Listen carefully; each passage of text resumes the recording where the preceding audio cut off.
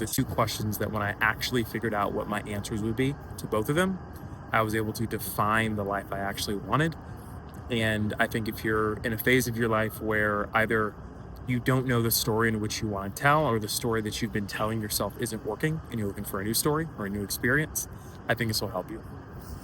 The two questions are: number one, where are you going to be planted? So, where are you going to live? Where are you going to be based out of? And number two, how are you going to identify yourself?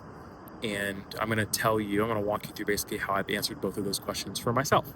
So, me, if you don't know, I grew up in Atlanta. I'm not from New York originally. I'm a transplant. I don't know if I'm a real New Yorker. Every time I ask, somebody adds a year to how many years it takes before you can actually call yourself a New Yorker. But when I graduated college, I made the decision that I was going to plant myself in New York City for an unidentified period of time. I still don't know. I mean, will I die in this city? I don't know. But I never thought I'd get married in this city. I never thought I'd have a kid in this city. And a couple years later, here we are, right? So I don't really know how long I'll be here, but that's not the point actually. Because when I made that decision, I actually did not know how I was going to make it happen.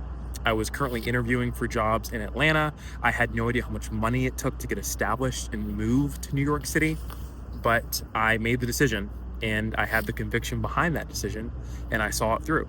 So with the job front, I graduated college, I got a job offer for Atlanta, and I literally, the day I got it, called up the hiring manager and said, hey, just so you know, I'm not gonna accept this unless it's in this other place that I actually want to be. 2 days later, I had an offer changed to New York City, right? So just through conviction, willpower, putting it out there, making a demand, right? In some cases, I was able to do that. But once I got to New York City, it actually got harder because, I mean, I have this is 2018. I was 22 years old. I knew nothing about this city. I had no idea how expensive it was to get an apartment. And so I came here selling everything I owned, and after buying a plane ticket and a suitcase to put all my stuff in, I had about $400 or $500 left, right? Not enough to get an apartment in the city at all. And I ended up sleeping in an attic that I found on Airbnb, right? I found this woman who's basically rented the top floor of her family home, the attic, to random strangers like me in this case. And that's where I lived for the first 6 weeks of my time in New York City. I was in an attic. It was 5 foot high. So I'm 5'10", so I couldn't even stand up all the way in there. I had to come in hunched over like this. I came to New York with one suitcase because I knew I was going up there without an apartment, and I just had to figure it out. And so I carried my suitcase up the little janky, small, delicate staircase to get up into the attic. And that's where I was for 6 weeks, flying out to client sites and eating at, Michelin star restaurants, flying first class for the client and doing all the big fancy new grad consulting job things. But when I came home, I was literally sleeping in an attic, but I was dedicated to planting myself there. And that's where I was for the first, 6 weeks, like I said, before I actually got a couple paychecks from that first job in consulting. I was able to move into what became my first apartment in New York City. So that's the first decision that I made in my life, right? Where you're going to be planted. I decided that I was going to plant myself in New York City. And regardless of how it was going to work, how much money it was going to cost, how much time it was going to take, I just made the decision. And then I did the things that were in accordance to that decision, right? To the best of my ability. And it's worked out. Now I've got a beautiful apartment, I married a beautiful woman in New York City. I have a beautiful baby boy in New York City. Neither of those things I planned for, right? I wouldn't say I didn't want them, but I didn't plan to do those things in the city.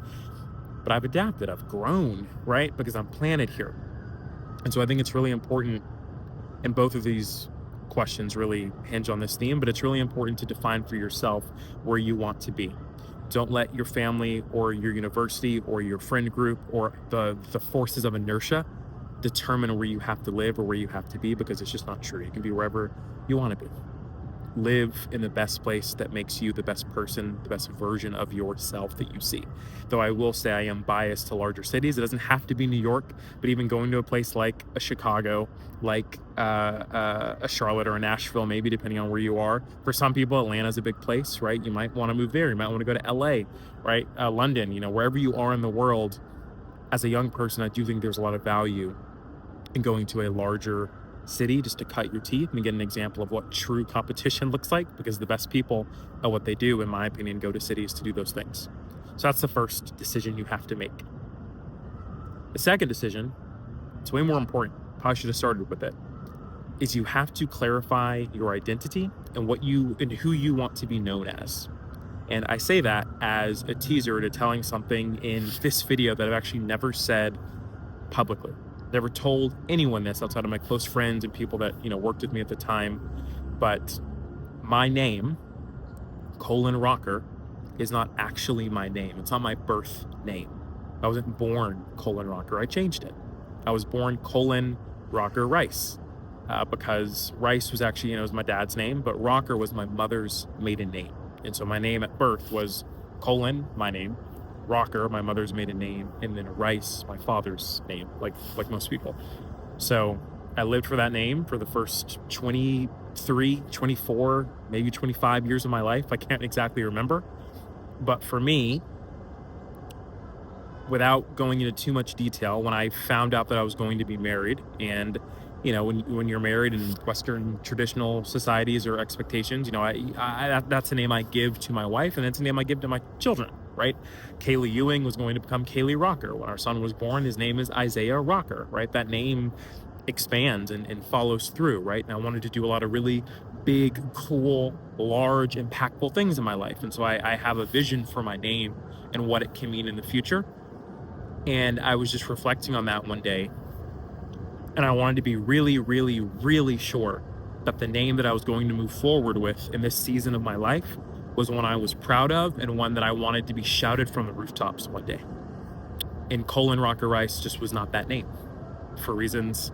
Again, this is a whole other podcast. This is a whole other video, right? I don't have time to get into all of it, but just based on the relationship and how I was feeling about the relationship I had with my father, I decided I'm going to actually drop Rice and shift Rocker to the last name and just give up the idea of a concept of a middle name. So I don't have a middle name. It's a blank space, right? It's just Colin Rocker. And that's who I've been for 3 years. And think about that, right? Imagine if you just change your name. I mean, almost like, think about your favorite movie stars, right? I'm probably going to get some of these wrong, but like Tom Cruise, I don't think that's actually his name. Drake, his first name's Aubrey Drake Graham, right? We all know him by a different name than he was actually born by, or a different portion of that name, right? But that's clearly intentional. There's clearly a decision being made in terms of how you want to be referred to, what you want to be called, and who you assume because of that name. I met a woman today at this event, and this is her birth name, but her name was Kirsten Cloud, and she actually sells private jets. And can you imagine the alignment with what she's doing in her life? Selling jets with her name. Her last name is literally Cloud, flying through the clouds, cutting through the clouds, right? Getting into the clouds, right? And so there are all these things that align with her name. And so I think I'm not encouraging you to change your name, but I am encouraging you in terms of how you speak about yourself, how you speak about the work you do, how you speak about the goals that you want to accomplish. That matters. Self-deprecating humor it can have some negative effects, right? Is basically what I'm trying to tell you. I mean, you don't want to walk around with your shoulders slouched all the time, like you aren't that guy or that girl, and that you can't do those big, amazing things you want to do.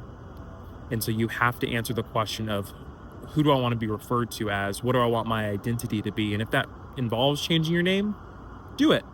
But for some of you, it may involve upgrading your wardrobe. It may involve changing your hairstyle. It may involve going about your career in a different way, or calling yourself something different when it comes to your work. And so think about that in terms of your identity, because that is the second decision that will form the experience and I think the quality of your life. So again, I know this isn't the normal vlog I typically do. Hopefully this video will be clipped into another vlog that I do at some other point, but they don't allow us to film it here, so I don't know what that situation is going to be like at all. However, I think if you're really looking to make a shift, or if you're in the beginning, if you're in the first season of your life and you're trying to figure out who you're going to be to begin with, figure out where you want to be planted in this world and figure out what you want your identity to be. And I promise you, speaking from experience, the rest will fall into place. Good luck out there. I'm rooting for you, and I'll see you in the next one. follow, subscribe for more.